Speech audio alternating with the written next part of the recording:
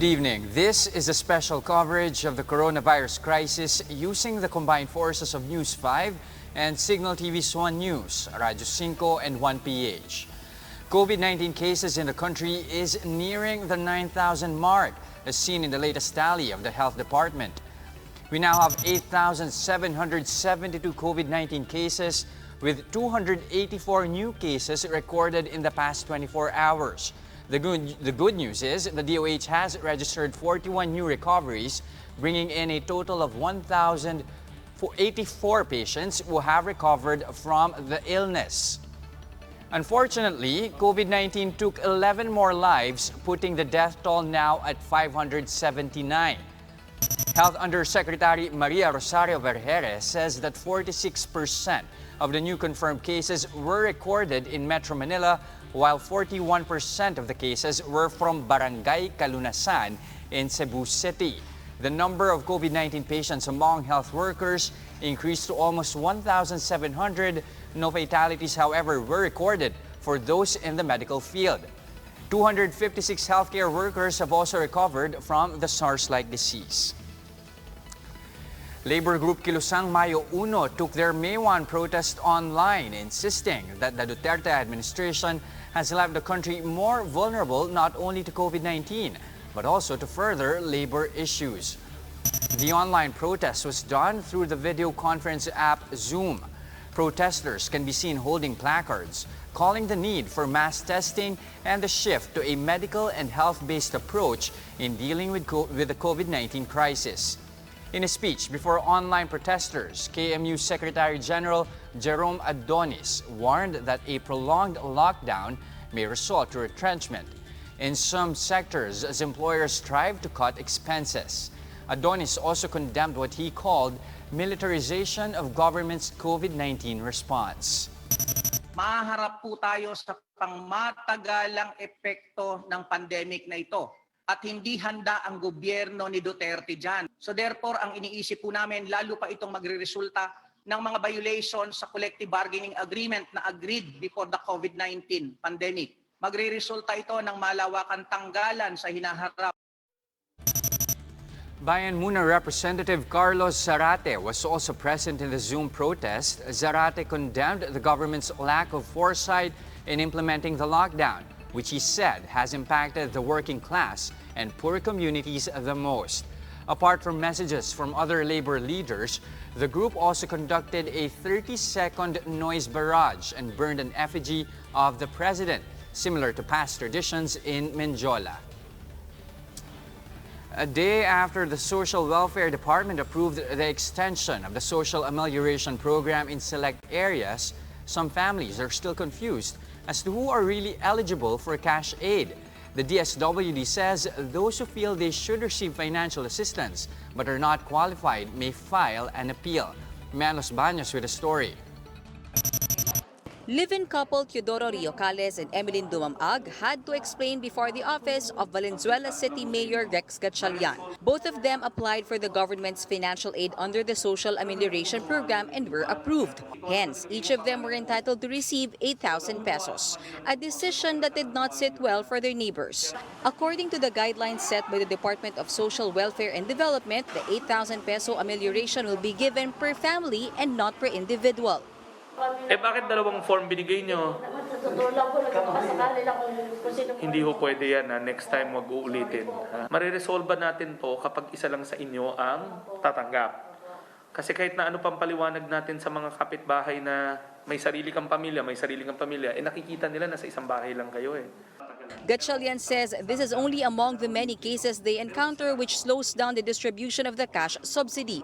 The mayor faults the lack of list of beneficiaries from the DSWD, which could have been a big help. He adds, they sometimes had to painstakingly repeat the validation process because of erroneously filled out forms. The form, aasahan mo na truthful yung ilagay sa form. Minsan hindi truthful. Pangalawa, mali-mali yung fill up ng form, so kailangan mo pa ayusin in the sense na hahanapin mo ulit yung tao, katulad nung nangyari kanina, at uusisain mo na mabuti ano ba talaga ang circumstance sa buhay.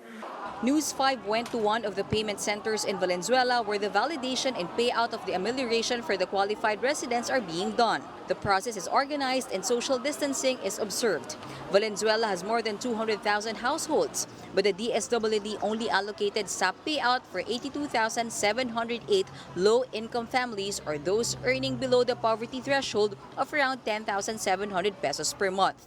Yung mga kabilang dito ay yung mga pamilya na may mga directly hired for occasional workers kagaya ng mga laundry maid, yung mga subcontracted workers, home workers, house helpers, PUV drivers, TODA, pedicab drivers, mga family enterprise owners, gayon din yung sub-minimum wage earners, and other family members na kabilang doon sa informal sector. The DSWD also made it clear as to who are disqualified for the cash aid. This includes elected and appointed government officials, employees of the private and formal sector, families with retired members who are receiving monthly pension, and families with independent financial capacity to provide for their basic needs. But the DSWD clarifies an appeal can be filed for consideration. Maaari silang magsumite ng kanilang apela at sabihin na sila rin naman ay karapat-dapat na mapabilang sa programa dahil sila ay low income, kabilang sa informal sector, o meron silang ring pamilya, miyembro ng pamilya na kabilang sa vulnerable sector. For News 5, Mean Los Baños, we are One News. Multiple lockdowns due to COVID-19 have cost the livelihood of some of our daily workers. And with most of us forced to stay at home, some displaced workers in Antipolo and Navotas have taken on the job of delivering goods just to have a means of income amid the quarantine period. JC Cosico has more on these Labor Day heroes. 44-year-old Albert Adarayan has been a tricycle driver for 4 years now. But with the enhanced community quarantine imposed and public transportation banned, his family's only source of income was suddenly gone. Napakahirap po kasi yung pong binibigay ng ayuda ng LGU hindi naman sasapat eh. Kaya po minsan nag-uulam lang kami ng asin. But there is hope now for Albert after he was tapped to serve as a dispatcher for Antipolo City's online palengke program. Residents can order by visiting the Facebook page Antipolo ePalengke, which contains the list of prices of the items being sold. A chat support team will get the customer's order, contact number, address, and copy of their valid ID. Once confirmed, items will be delivered straight to their homes the next day. Payment is made through cash on delivery, with no service fee. Residents say the initiative is a big help to them. Nakakatakot na kasi talaga. Nakakatakot na lumabas. Kaya sobrang convenient talaga yung naisip ng Antipolo. Very convenient kasi actually kala ko hindi makikater yung order ko kasi parang minutes before 12 yung may cut-off kasi. So 9 a.m. to 12 noon.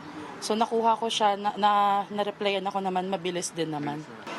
Apart from lessening residents' need to go to the market, Antipolo's ePalengke also aims to provide temporary livelihood to those who lost their jobs during the ECQ.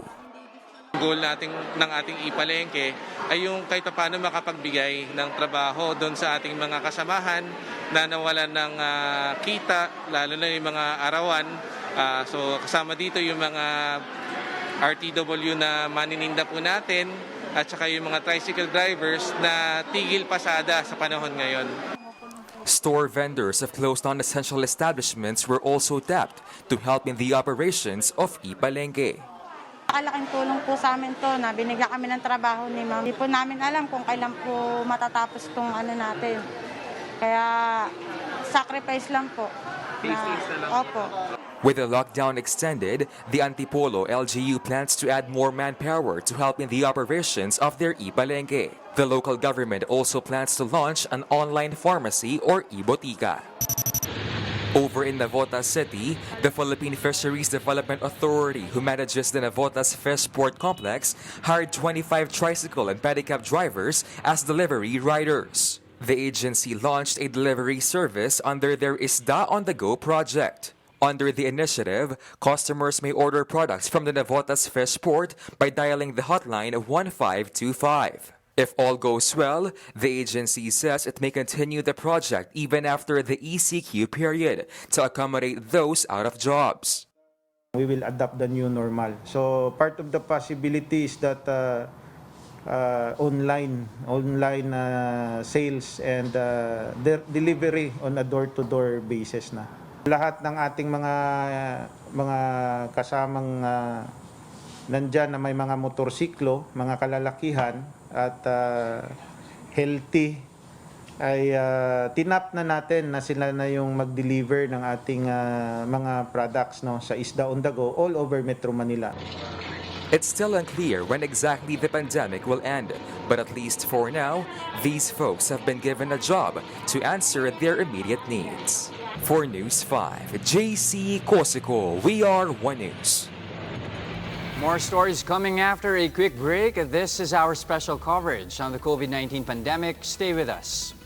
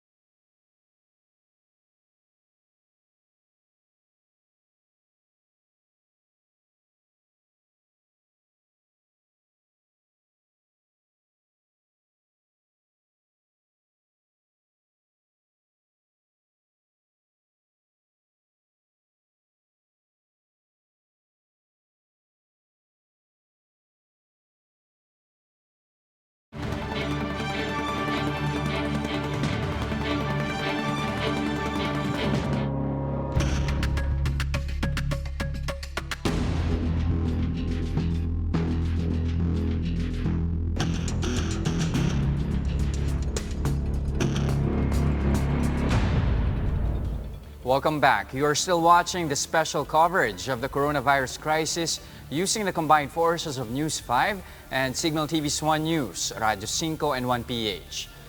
10 volunteers and beneficiaries of a feeding program in Marikina were arrested for allegations of illegal assembly. The groups Bayanihang Mariqueño at Mariqueña and Gabriela were conducting their program while a placard that reads "Free Mass Testing" is displayed. Police claim the placard constitutes an illegal assembly. Marikina Mayor Marcelino Chodoro came to the defense of those who were arrested. He believes that police authorities have overreacted and that the alleged offenders did not commit any crime. He says he will personally shoulder their bail. Hindi dapat inaresto dahil wala namang ginagawang masama yung mga kababayan natin. Nagre-relief operation na sila, may social distancing naman na ginagawa. Maring merong ilang placard silang dala, pero May 1 ngayon bahagi ito ng pag-exercise nila ng constitutional rights nila, freedom of expression. Operatives from the NBI and the Bureau of Customs raided a warehouse in Manila and discovered 40 million pesos worth of smuggled Chinese medicines marketed as cure for COVID-19.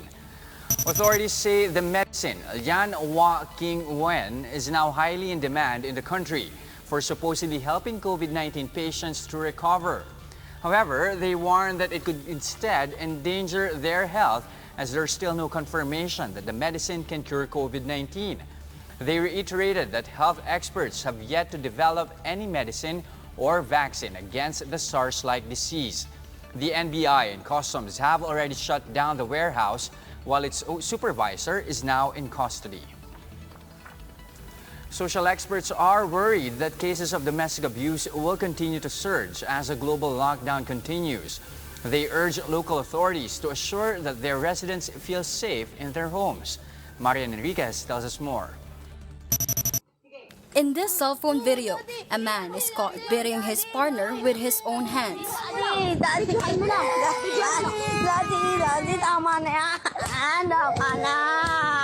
A few moments later, he was hitting the child with a rod.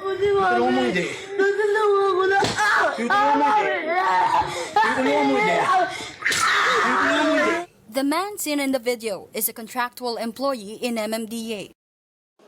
Andrea, not her real name, says she is the woman seen in the viral video. She narrates her partner went home drunk that night and got furious when he couldn't find the cover of their aquarium.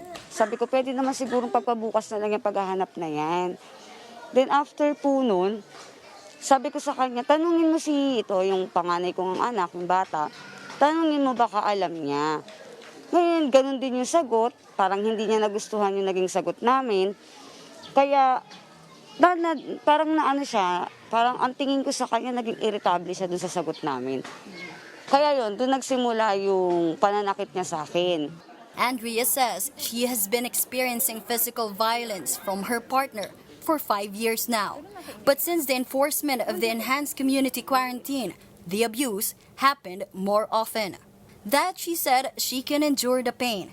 But when her partner started to hurt her 10-year-old son, she knew she had to end it. They tried calling for help in their neighborhood, but was ignored, saying their situation is a family matter. Andrea then called her mom to show the video to the barangay officials. It's when authorities rushed to their house and took her partner to the police station. Andrea's partner got terminated from his job in MMDA and is now facing charges for violating Anti-Violence Against Women and Their Children Act. His replacement was none other than Andrea herself. We do not condone yung pananakit ng tao. Kung sa pamilya niya, pwede niyang gawin, how much more sa ibang tao. Yun ang iniiwasan natin na magkaroon pa ng second event na gagawin niya. Experts fear that domestic abuse cases like this will increase during the COVID-19 pandemic. A new data released by the UN Population Fund indicated that domestic abuse cases will see a 20% increase during global lockdown amid the pandemic. It says for every 3 months the lockdown continues, an additional 15 million extra cases of gender-based violence are expected. Sociologist Michael Tan says the pandemic is not just a medical issue, but also a social problem as well. He urged local authorities to consider random home visits to assure that no domestic abuse is happening in their households. Yung message kasi natin, mas safe kayo sa bahay. Ang bahay ay kanlungan, hindi kulungan. Ang nangyari ngayon, kulungan ang bahay. No? So kanlungan, it's good to be able to go home for safety. Pero dapat payagan din na makakalabas. No? Kasi yung umiinit ang ulo talaga pag nasa loob ka. No? For News 5, Marian Enriquez. We are One News.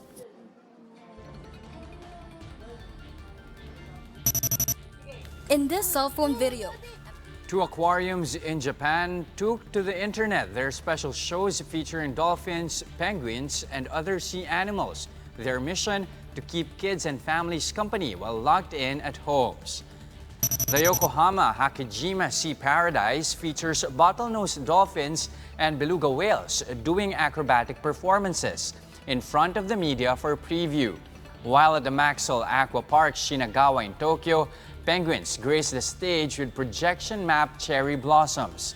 These parks plan to show the acts on social media and their websites so that people who are unable to go out can enjoy them at home. A nationwide state of emergency is currently in place and will last through May 6. Japan has more than 14,000 confirmed cases and 436 deaths. And that's the latest on the enhanced and expanded community quarantine. For more updates, follow News 5, the Philippine Star, and Business World Online. I'm Jess De Los Santos. We are One News.